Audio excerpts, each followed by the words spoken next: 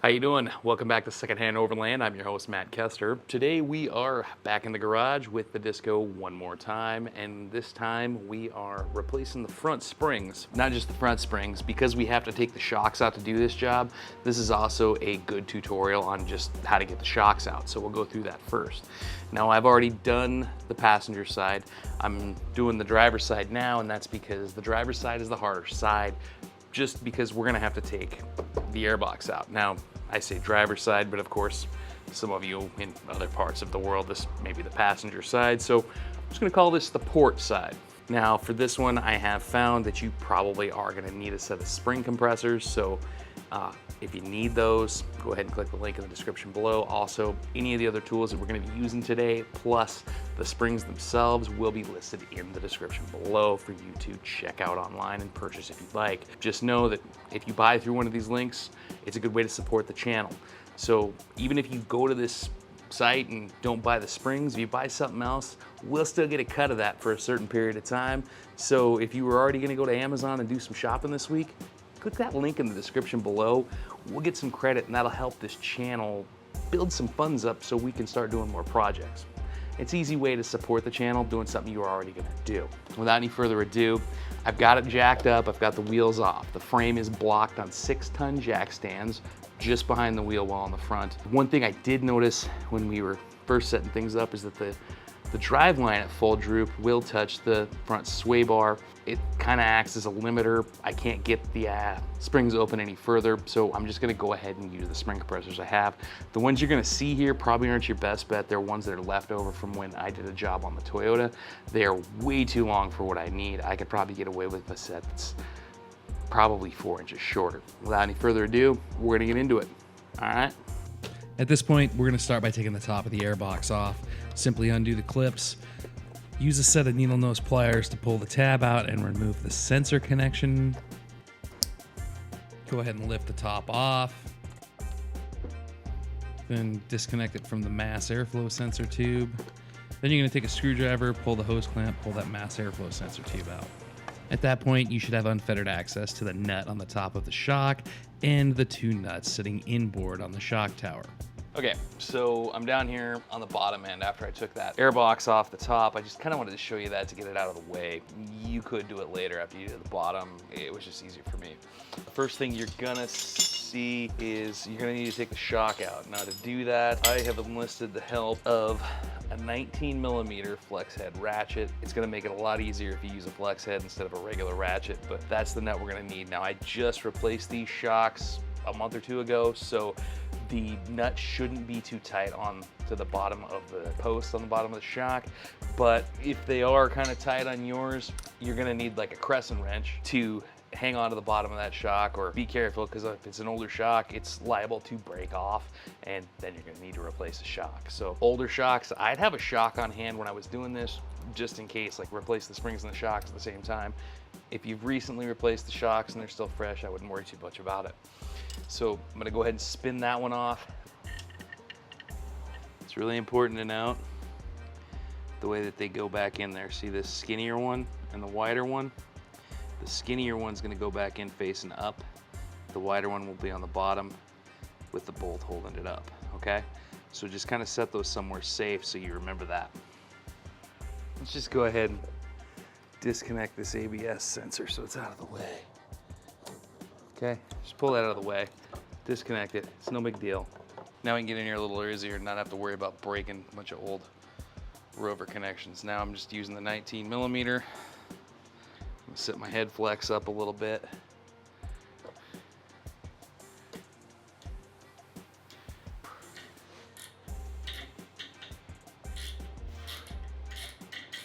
Like I said, we did this once before and it was recently, so all this stuff goes smooth. Now if you find yourself in a jam and that nut isn't moving, go ahead and take a crescent like this, grab a hold here with the crescent.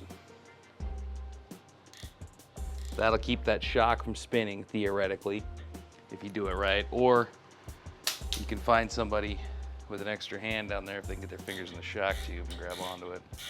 I don't know. It's usually when they're that rusted, you're buying a new shock anyway, because you're going to stick channel locks through the side of the damn spring to get a hold of it. All right, same drill up here in the bushings. You're gonna wanna take them and set them aside somewhere safe and not drop them like I just did. Okay? Okay, so what you're not gonna see here, because I don't have the capability to really film in this tight space down here right now, is I'm just gonna take a 3/8 drive with like a 10, 12-inch extension, that little swivel guy, and then a deep socket, 14 millimeter, and I'm gonna go down here and I'm gonna grab these nuts on the inside of the shock tower out. Once I'm done with that, I'm gonna go back around to the outside of the vehicle, shorten this thing up to just having the deep drive 14 millimeter on it, and take the other 2 nuts off the other side of the shock tower. At that point, I'll be able to lift the shock tower out, then lift the shock out. Once that's done, we can start working on getting that spring out of there. Now, be careful. Keep your eye on those nuts. I lost some on the other side. If you need some, they're a 5/16 with a 24 thread pitch. Try not to lose them, but if you do lose them, just know you can go down to the hardware store and get another set. Let's do it.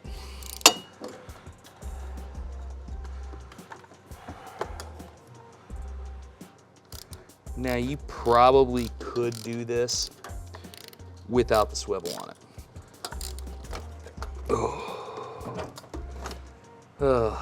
If somebody would like to get me a nice set of drop lights for an early Christmas present, that'd be awesome.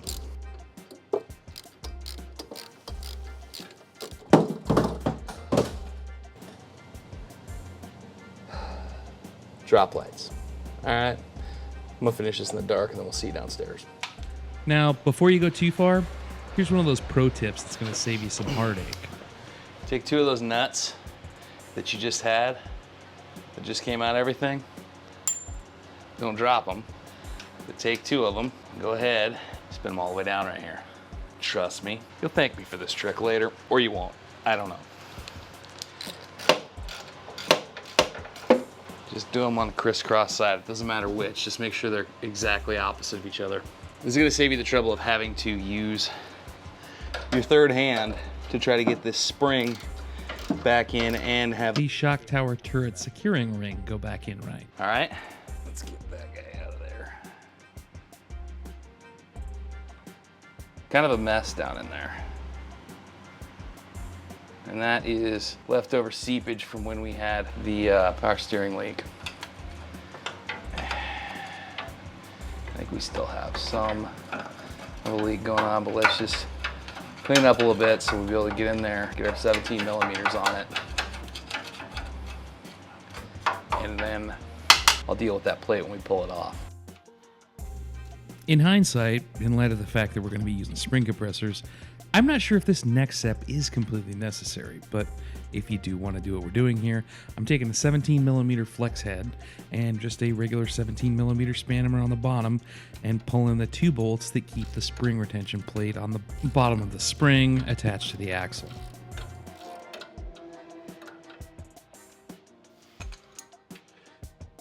Okay, so we got to put these compressors in here. What you got to worry about is up here at the top. You see how you got this space that's gonna rub right here? We're gonna end up with both compressors kind of angled in to get it away from this mount. It is what it is. If you use a shorter, more appropriate set of compressors, you probably won't have this problem. I'm just using a stubby crescent right here. There are holes usually in the back of these compressors, so you can probably get a ratchet in here if you need to. None of the ratchets I have fit. This is easy enough. I'm just gonna give it a few turns on this side, get some tension built up, or compression, excuse me. We'll slap the next side in.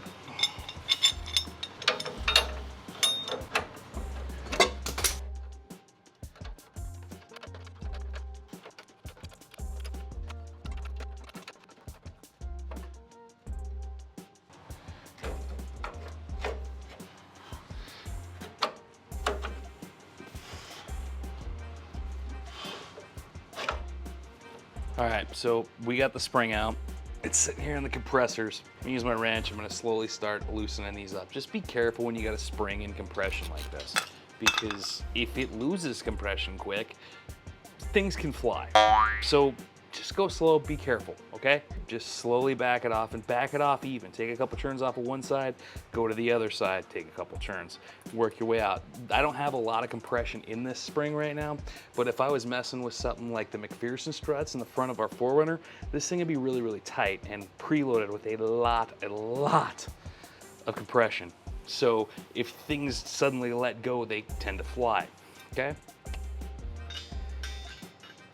Now, just remember, we're going to have to offset how these spring compressors go almost to a 45-degree angle on one side of the spring so that we'll be able to have clearance when we go to put them into our upper spring mount.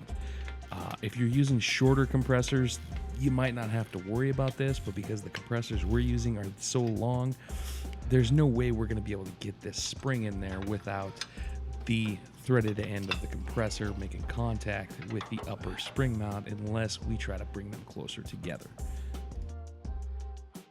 Now go ahead and back your compressors out, kind of the same way you put them on, just alternate either side until there is no more compression remaining. And then you can go ahead and work on aligning up the floor plate at the bottom of the spring with the holes in the axles. That is how we do it. Next, take those 17 millimeters, go ahead and run those bolts back down on the bottom of the floor plate, connecting it to the axle. Remember when I told you to observe the way that the bushings and the washers went? Well, here's where that's going to pay off. You're going to have to go ahead and set that bushing up and get it on the end of the shock as you drop the shock down through the spring, and be sure to get it all lined up correctly the way you had it. Then get out your 19 millimeter flex head and go ahead and run the nut down the bottom of the shock to secure it to the axle. Don't forget to take those two nuts off of the shock tower turret, or you might have some problems when you go to remount the shock tower. Put the nuts back on the shock tower and run them back down with your ratchet. You may want to use like an alternating pattern like you would when you were putting the wheel back on, but it's up to you. Then run the 19 millimeter nut back down on top of the shock, securing it to the shock tower at the top.